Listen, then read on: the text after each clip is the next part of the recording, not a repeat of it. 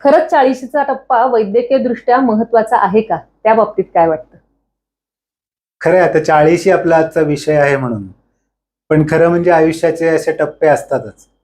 आपल्या अगदी संस्कृतीमध्ये पण आहेत. म्हणजे तुम्ही जर का म्हणायला गेलात तर 16वं वरीस धोक्याचं असतं किंवा गद्धे 25शी असते आणि 60 बुद्धी नाठी असते. ह्याचे जे 3 टप्पे आहेत. म्हणजे तसं म्हटलं तर 40शीचा तसा संबंध काही ह्याच्यात नाही.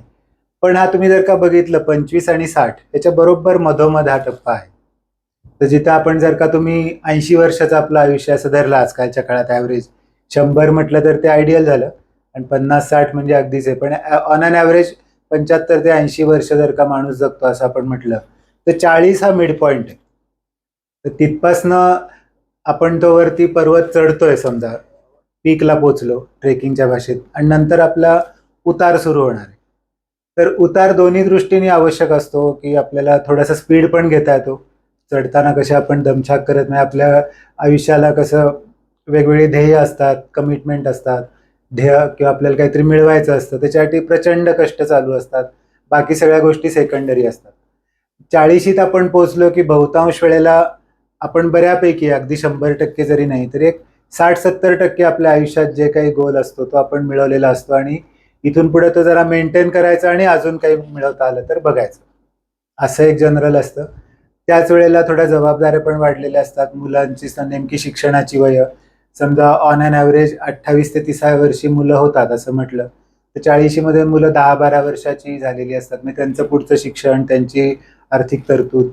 त्याच वेळेला आपले आई वडील सुद्धा आपल्या बरोबर असतील तर त्यांची वय 60-70 या रेंजला पोचत गेलेली असतात. म्हणजे ती जबाबदारी, ही जबाबदारी.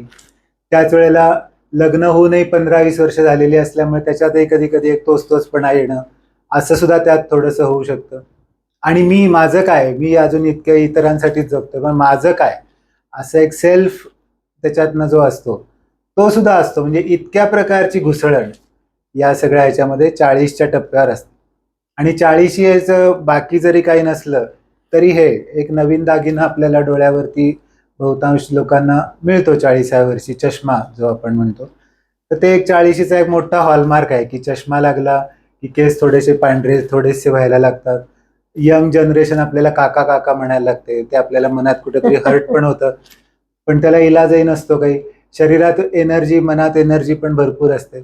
तसं एक अधेड उम्र ज्याला म्हणतात तशा प्रकारचा हा खरं म्हणजे टप्पा आहे. सामाजिक किंवा या दृष्टिकोनातून, आर्थिक, वैद्यकीय दृष्टिकोनातून सुद्धा तसा तो आहेच आहे की एक मोठा पडाव ज्याला आपण म्हणू की एबीसीच्या भाषेत बोलायचं असेल तर 40 हा एक वैद्यकीय दृष्टीने सुद्धा एक मोठा पडाव आहे. डोळ्याचं जे आपण मगाशी बोललोच, पण तसे बाकी पुरुष असो किंवा स्त्रिया असो दोघांमध्येही बदल होत असणाऱ्या ज्या गोष्टी आहेत त्या थोड्या वेगवेगळ्या असतात, पण होत नक्की असतात.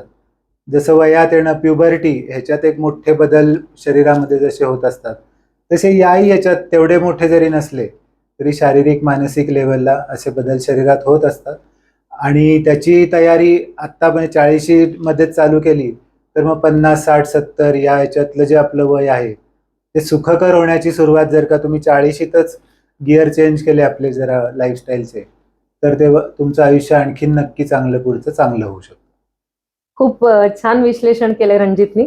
आर्थिक आणि मानसिक सगळ्या दृष्टिकोनातून 40मध्ये कशी असते आपली परिस्थिती त्याचं छान वर्णन केलेलं आहे. शारीरिक बदल विशेषतः कोणते होतात या वयात महिला आणि पुरुषांमध्ये, ते आपण आपल्या प्रेक्षकांना सांगूया. खरंय. आधी आता आम्ही पुरुष असल्यामुळे आधी आपण पुरुषांबद्दल बोलूया की होतं काय. मगाशी जसं म्हटलं की खूप कष्ट करायचे असतात आपल्याला, बरंच काय काय मिळवायचं असतं, वेळेची की याच्याशी काही नसते, खाण्यापिण्याची शुद्ध नसते. ते याच्यात जनरली वजनं वाढत नसतात लोकांची. म्हणजे 40शीच्या आतली माणसं त्या मानाने तुम्हाला स्लिम आणि फिट अशा पद्धतीची दिसण्याची शक्यता जास्त आहे.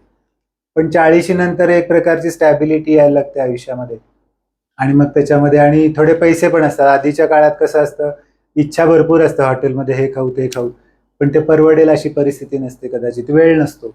पण इथे आता सगळंच असतं, वेळ पण असतो, पैसा पण असतो आणि हे पण, इच्छा पण असते.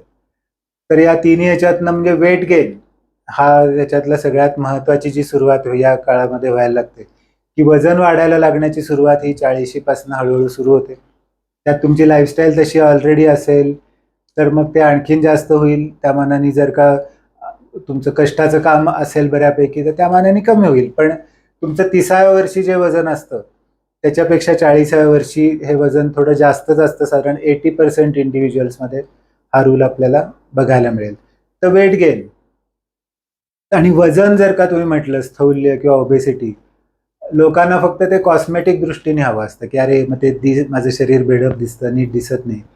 पण हा अगदी किरकोळ त्याच्यातला एक पैलू आहे खरं म्हणजे. ओबेसिटी हा स्वतः एक आजार आहे आणि तो इतर अनेक आजारांना बोलावतो. हे त्यातलं आणखीन वाईट आहे. म्हणजे हे सगळे पुन्हा मोठे आजार जसे की सगळ्यांना माहिती आहे खरं म्हणजे, परत परत सांगणं आहे, पण तरी सुद्धा कितीदाही सांगितलं तरी ते कमीच पडतं, विसरून जातो आपण बऱ्याचदा. तर वजन वाढलं की मग ते डायबेटीसला तो बोलवणार, ब्लड प्रेशर, हाय ब्लड प्रेशरला बोलवणार, हृदयाच्या आजारांना बोलवणार, पुरुषांमध्ये विशेषतः. स्त्रियांमध्ये पाळीशी रिलेटेड हॉर्मोनल गोष्टींना तो सगळं इन्व्हिटेशन देणार ॲडिशनली. तर तो एक सगळ्यात महत्त्वाचा भाग आहे. आणि दुसरं म्हणजे स्ट्रेस या काळामध्ये फिजिकल स्ट्रेस कमी आणि मेंटल स्ट्रेस जास्त असं एक होण्याची बऱ्यापैकी शक्यता असते. कारण तुम्ही 40व्या वर्षापर्यंत तुम्ही ज्या कुठल्या फील्डमध्ये असाल त्या थोड्याच्या वरच्या लेवलपर्यंत पोहोचलेले असतात. तर त्यामुळे तुम्हाला कामं करण्यापेक्षा कामं करवून घेणं आणि ती वेळेमध्ये पुन्हा सबमिट करणं किंवा जे तुमच्या कामाचं स्वरूप असेल, पण स्ट्रेसचं प्रमाण नक्की त्या काळामध्ये वाढलेलं असतं. तर त्या स्ट्रेसमुळे मग पुन्हा आणखीन थोडंसं खाणं जास्त होणं असं होऊ शकतं. काही जणांना जर का व्यसनं असतील तर ती व्यसनं पुन्हा पीकला जाण्याचं वय सुद्धा हे 40शीच आहे या सगळ्या दृष्टीने.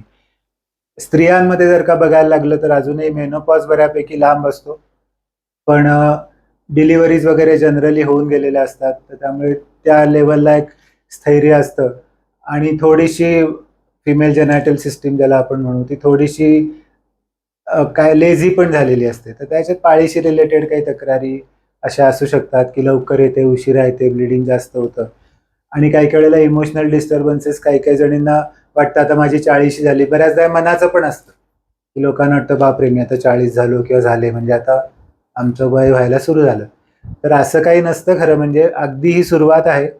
आत्ताच जर का तुम्ही काही काही स्वतःमध्ये छोटे छोटे बदल केले डाएटमध्ये, लाईफस्टाईलमध्ये, तर तुम्ही अगदी 17व्या वर्षी सुद्धा 40शीचेच वाटू शकता. तर ते करणं मात्र महत्त्वाचं आहे.